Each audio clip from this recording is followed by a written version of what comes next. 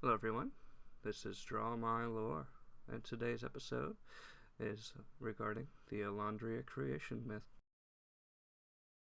There are, of course, many variations on the story, but this is the most popular one. Like most creation myths, it starts in the beginning.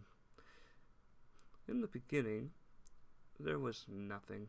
There was absolutely nothing in all directions. Suddenly, out of the void, there came a god, the first god, the god that would go on to create the universe and life and all things. He's known by many names. Eldest, the most commonly known, Eomir from the elves, and Farak from the dwarves. Eldest sat and thought for countless millennia about how to create a perfect universe, until one day he was struck by an idea. Eldest harnessed the power of fire to light up the void. This became the sun. He harnessed the power of metal to create the moon to serve the sun.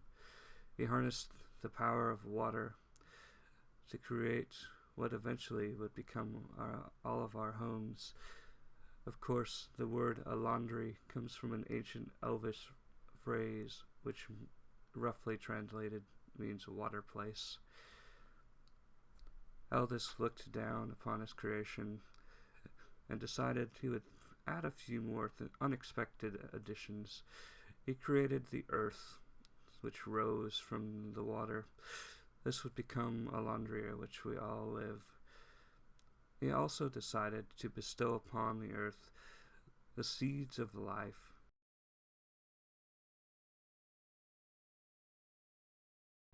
The seeds of life fell to the earth, warmed by the light of the sun and quenched by the waters of the seas. The first life began to tentatively climb to the skies. At first, there was only plant life, trees and grass and fruit of all kinds. But then the eldest gave us animals, cattle and birds and snakes and fish and all manner of creatures. He also looked down upon his creation and decided to bestow life which bared a strong semblance to his image. It was in this way that eldest created the first sons.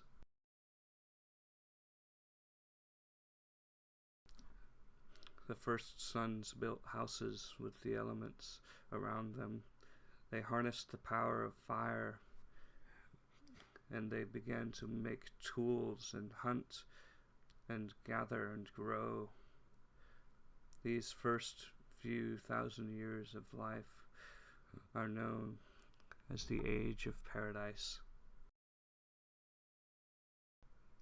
Eventually, the first sons began to learn how to control the earth around them, to grow in farms and to harvest that which grew in the wild. This is the Age of Plenty.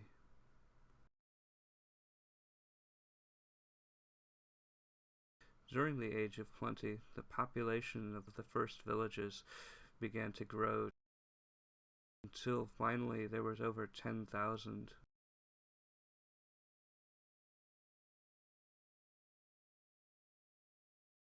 The first sons, growing ever larger in their cities, began to migrate and found new cities all across the world.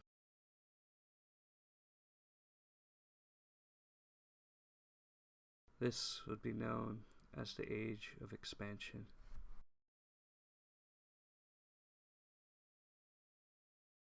As villages grew into cities and trade roads began to be created,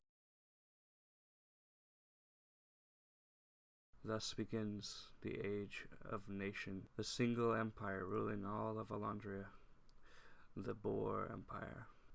But in this age of First Nation also came the first threats in the form of dark monsters that lurked on the edges of the Boer borderlands. As time wore on, the various cities of the Boer Empire began to change in their appearance. However, they all spoke of one tongue, and there was much profit to be had. This was known as the Golden Age. Overseeing the Boer Empire was one man who sat upon the throne and had life eternal. His name was King Amal.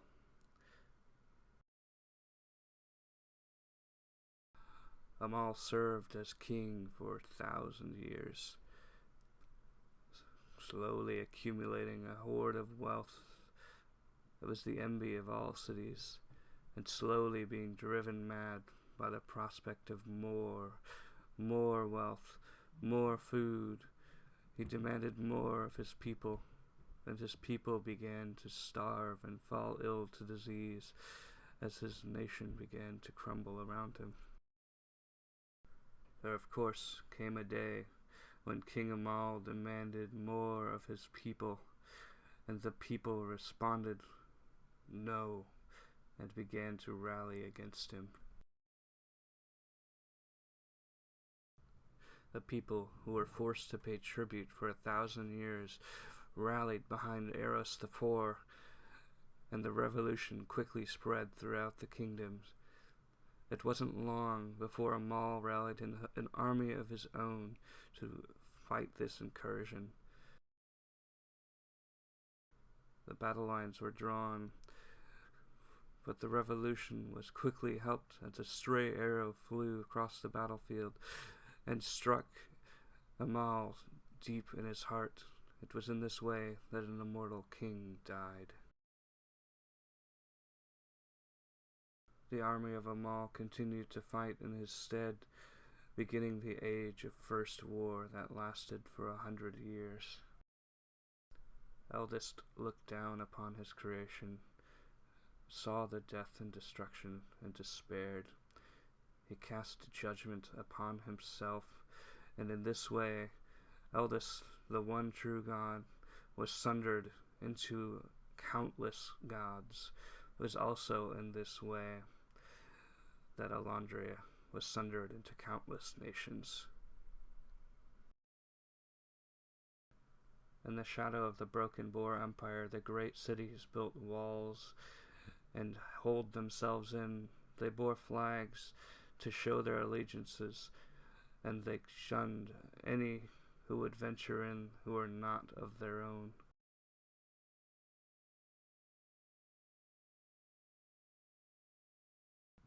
As nations began isolating themselves, a common language began to change and form amongst the varying cities and nations.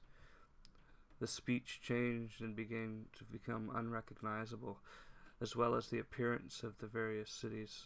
Confusion reigned and trade halted among the nations. This is known as the Age of Silence.